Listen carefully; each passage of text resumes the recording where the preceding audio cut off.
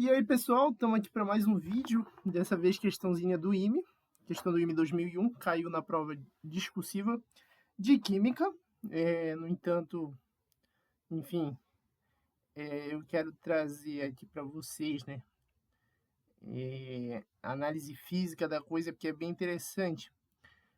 A questão cobra um assunto que não costuma ser muito recorrente no ensino médio.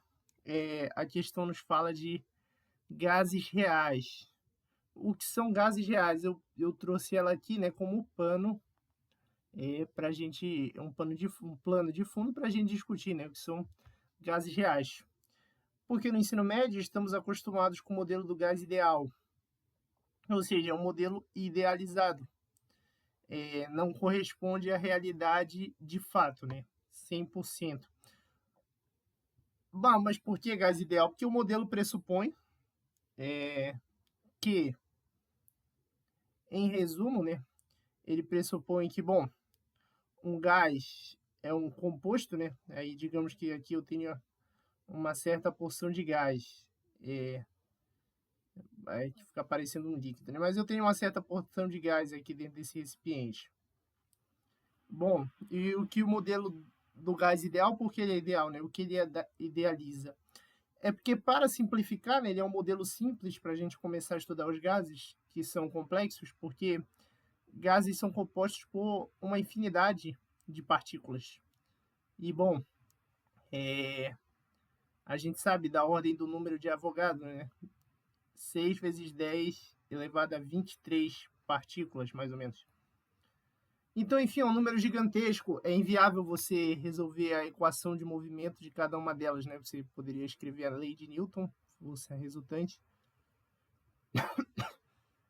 massa vezes aceleração, bom, aí você mediria qual força está submetida a cada partícula. Mesmo que fosse possível fazer para uma, né? Que você conseguisse determinar as forças, você teria que fazer a conta 6 vezes 10 a 23 vezes.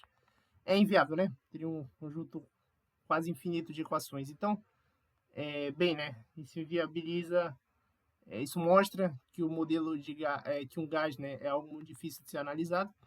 Aí a gente tem métodos e para começar a gente pega o modelo mais simples de todo, que é o gás ideal. E basicamente ele pressupõe, bom, primeiro que as partículas do gás só tem colisões elásticas entre si, ou seja, se uma partícula bate na outra, uma colisão elástica, a energia se conserva, né, nessa colisão. Elas têm um movimento aleatório. E o mais importante, o modelo do gás ideal, a gente considera que as partículas estão suficientemente longe, de modo que eu desprezo as interações entre elas. Ou seja, por exemplo, essa partícula aqui do gás, eu vou chamar de partícula 1, e dizer que ela tem uma massa M1. Essa partícula, que eu vou chamar de 2, tem uma massa M2. A gente sabe que, por exemplo, elas têm força gravitacional entre elas. Elas se atraem gravitacionalmente. Essa é uma das forças que as partículas estão submetidas, né? E claro, tem força gravitacional como todas as outras. E ainda tem outros tipos de forças envolvidos. Estou pensando no modelo clássico, né? Então, só que se vocês lembrarem, né, a força gravitacional, ela é G, M1, M2, sobre distância ao quadrado, ela cai com o quadrado da distância. Então a gente considera que, bom, primeiro que as massas de uma partícula de gás, né, de uma partículazinha, de uma molécula que compõe o gás, é pequena, né? E esse G, se vocês lembrarem, ele tem um fator 10 na menos 27, alguma coisa assim. Eu não estou lembrando agora a ordem da grandeza, mas o G é bem pequeno. Eu vou deixar escrito aqui a ordem de grandeza do G. O G é bem pequeno, para massas pequenas ele não é relevante. Além disso, a gente considera que as partículas estão suficientemente longe. Então, assim, é como se o gás fosse composto por, bom, partículas. Lembra que uma partícula é pequenininha, né? Então, assim, é como se fosse um pontinho bem aqui, o outro está aqui bem longe.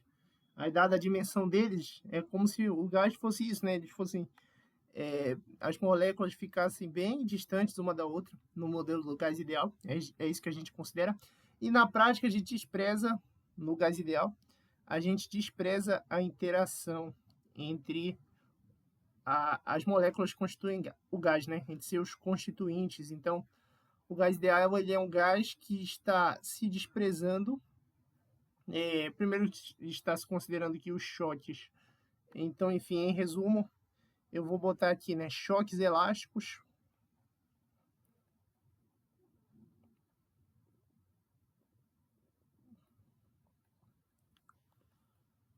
Choques elásticos, movimento aleatório. Esse movimento aleatório é para implicar o que a gente chama de isotropia de velocidades. Isso na prática quer dizer que não existe velocidade privilegiada. Então, assim, eixo Z, X ou Y, Y e X, eu estou dizendo basicamente que não existe uma direção privilegiada. A partícula tem igual probabilidade de se mover em qualquer direção, da velocidade dela ser um Vx, um Vy, um Vz. Então, enfim, tem uma isotropia de velocidades.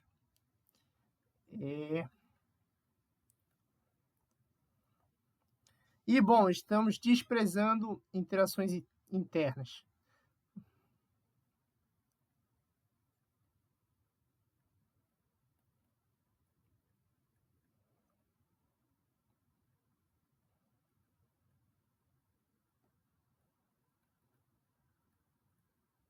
Ok? E isso na prática implica para a gente aquela famosa equação de Clapeyron, né? Quando eu levo em conta todos esses fatores e faço uma análise estatística, né?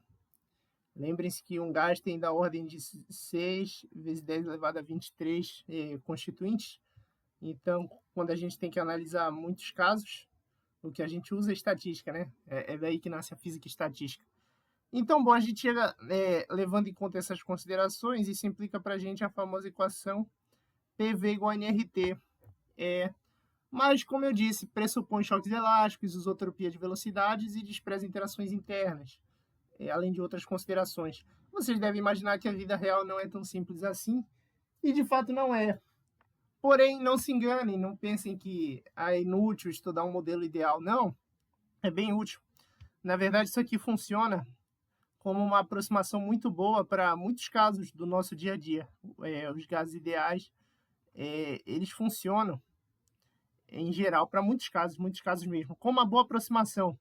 Algo do tipo, o resultado real seria 20,3 e usando, só para dar uma noção, não seria exatamente isso, mas usando gases ideais, a gente chegaria em, por exemplo, 20,27. Então, é algo desse tipo o erro. Inclusive, a questão vai pedir para a gente medir um erro em usar o gás ideal e usar o gás real. Então, enfim, o ponto, esses valores não são só para ilustrar, mas o ponto é que é uma aproximação suficiente do que a gente precisa, na maioria dos casos. Porém, enfim, né? Em outros casos, a gente precisa ser mais preciso, a gente precisa de todas as casas decimais que a gente puder, né? Existem casos que, bom, a gente precisa levar em conta uma situação mais realista. É aí que entra a equação de Van der Waals.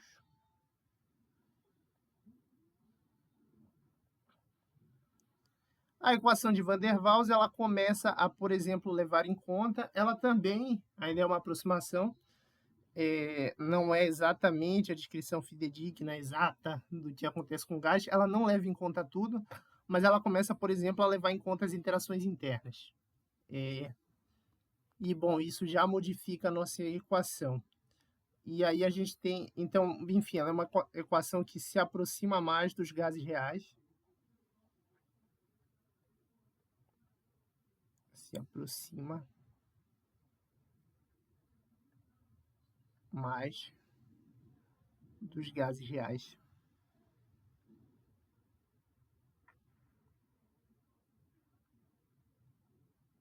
E qual é essa equação? Essa equação que a gente vai usar no vídeo de hoje para responder a questão, né? E ela não é muito estudada nem muito conhecida. Então, a equação de Van der Waals ou a equação dos gases reais, mas eu não gosto muito desse nome porque ela ainda não é exatamente os gases reais, né? Ela me dá uma aproximação melhor, que é a equação de Clapeyron, mas, bom, ela ainda não é exatamente um gás real, né? Mas é um modelo que se aproxima mais. E a equação agora é o seguinte: P menos A, que é uma constante, N ao quadrado sobre V ao quadrado. Então, o A multiplica esse termo aqui, que multiplica o volume menos NB, onde, bom, B está ligado com volume, esse fator A está ligado com, bom, outros fatores, né? Que, bom, vão implicar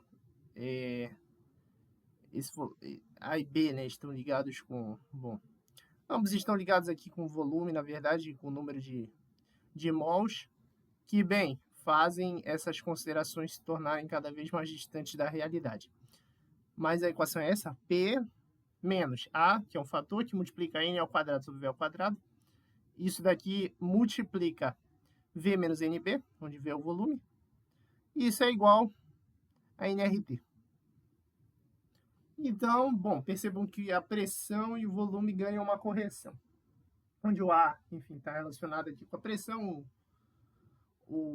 e com N, com V, o B está relacionado com V também, e com N. E essa é a nossa equação para os gases reais. Então, bom, ela começa a levar em conta as interações internas, se aproxima mais da realidade. E, bom, a gente ainda tem a equação do virial.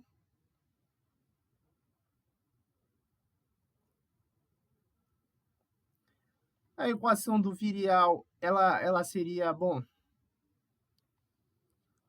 um método de chegar no gás real a partir do seguinte: eu tomo o gás ideal e aí eu faço quantas correções forem necessárias. E, bom, como eu faço isso? Eu basicamente pego o seguinte: eu faço uma expansão infinita, né? O que a gente chama de expansão infinita. No caso, eu pego aqui, ó, P sobre NRT. Na verdade, nem tem esse N aqui por enquanto. Tomando, por exemplo, N igual a 1, a gente tem P sobre RT igual a somatório, com L indo de 1 até infinito, de um certo coeficiente BL, que depende da temperatura, sobre o volume elevado a L, né? Então, potências recíprocas do volume e coeficientes que dependem da temperatura. Então, vocês podem ver que o caso real é muito mais complicado, que a temperatura provoca variações nesses coeficientes. Onde, bom, se eu for abrir essa soma infinita, eu vou ter, por exemplo, BL sobre T dividido por V mais, no caso, B1, né? Aqui eu estou considerando o L igual a 1. Eu vou ter B1 sobre T dividido por V mais B2 sobre V quadrado. Bom, e a ideia é, por aí vai até infinito, a ideia é que eu ponho quantos termos forem necessários para fazer a aproximação que eu quero, a correção que eu quero, dado o valor empírico, né? Porque a priori a gente nem sabe quem são esses coeficientes. Então, o que eu faço? Eu vou lá, eu meço a pressão, meço a temperatura, eu sei o R, e eu vejo, conforme essa expansão, quem são esses coeficientes. Sendo que eu ponho tantos termos, quanto mais preciso eu quiser deixar a minha expansão, né? E, bom, para um gás ideal, todos esses termos aqui vão embora, e esse B1 da temperatura, ele nada mais é do que o número 1. Então, a gente fica aqui, ó, com P sobre RT igual a 1 sobre V. Aqui, ó, PV igual a RT, né? Considerando N igual a 1. Então, bom, essa seria a expansão de virial, que engloba as outras duas que eu falei ali de cima, e é de fato o que mais se aproxima do caso real, né? Bom, só que eu tenho que fazer o ajuste conforme o experimento e conforme o número de casas decimais que me convém, né? Ok, feito essa divagação, a gente pode ir para a questão. Eu queria comentar isso, porque isso não é muito visto. Agora a gente pode ir para a questão.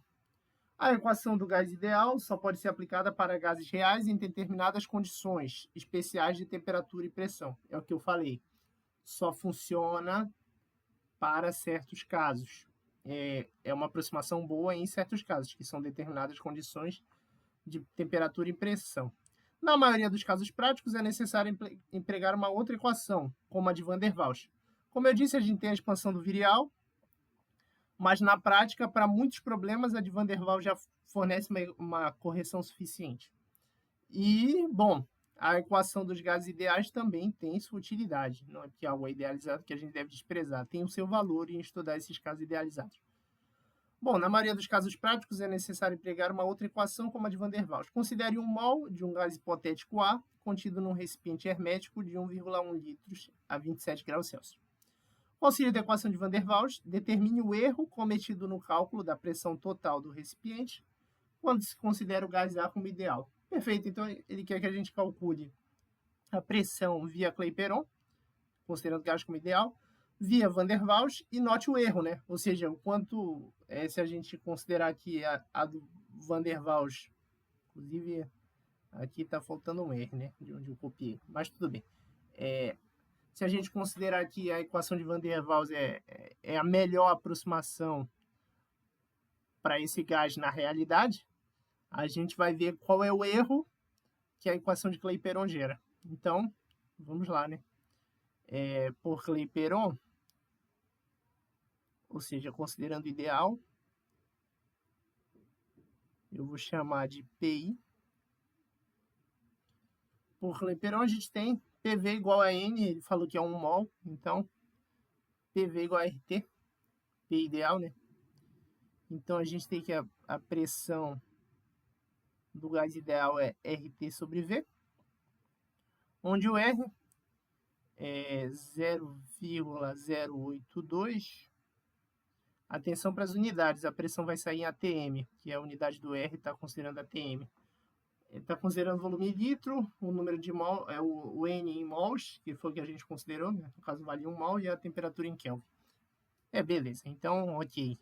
0,082, a resposta vai sair em ATM, então.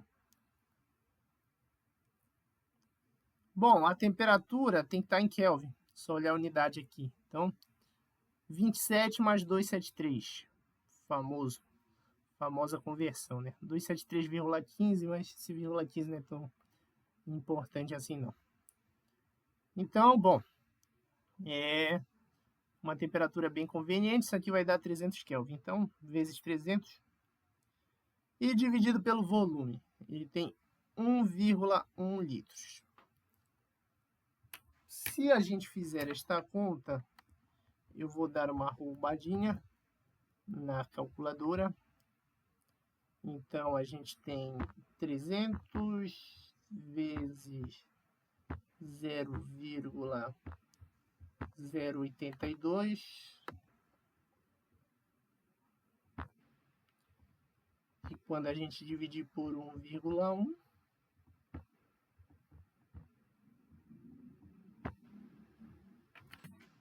ok.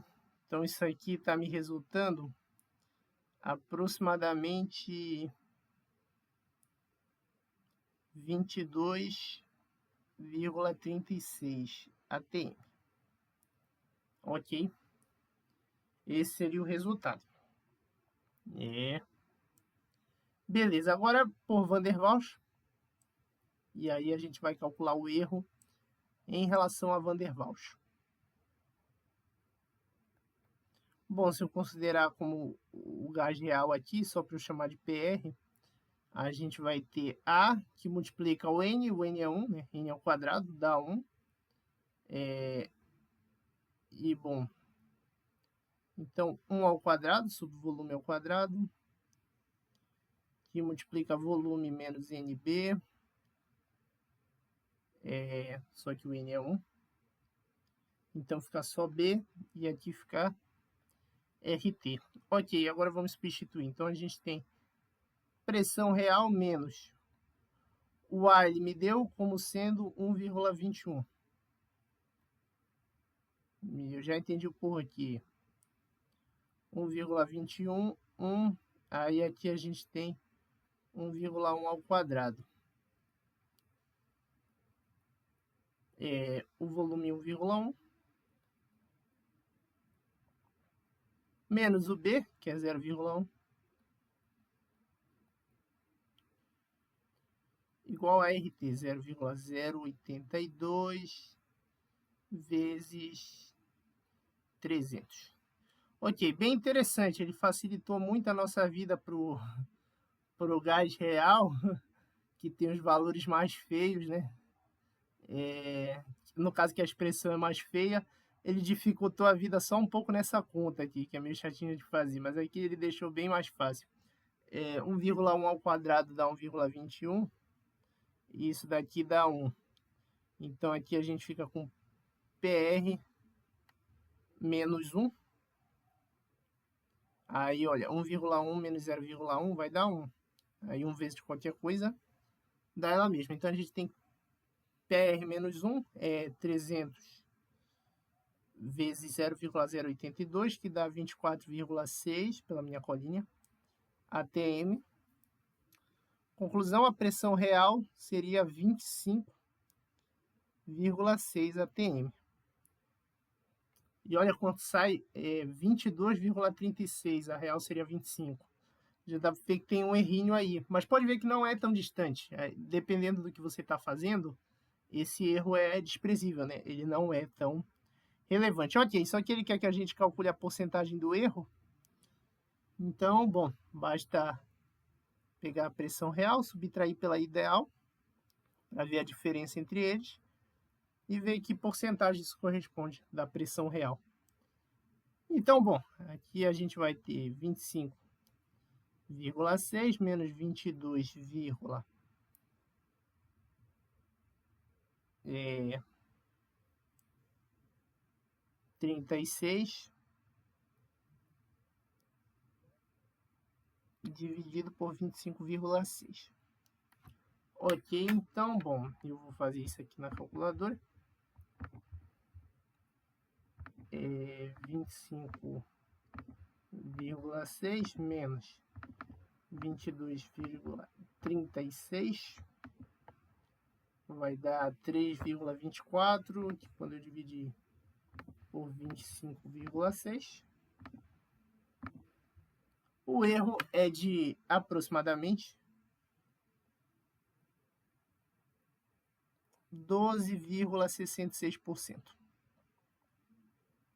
Tudo bem, então, para esse gás, nessa temperatura, a gente teria um erro na medição da pressão, e com esse volume, né? A gente teria um erro na medição da pressão de 12%. Pode ver que, bom, um pouco mais de 10%, né? Mas também, de novo, dependendo do que você quer fazer, não é grande coisa. Mas, enfim, num laboratório, um erro de 12% já é um pouquinho relevante, sim, dependendo da medida, né? Bom, esse foi o vídeo. Eu usei essa questão só para falar um pouco sobre gás real, que isso não é muito abordado. Eu espero que vocês tenham gostado. Deixem sugestão para os próximos vídeos, curtam, comentem, compartilhem. E é isso. Valeu, galera. Falou. Até o próximo vídeo.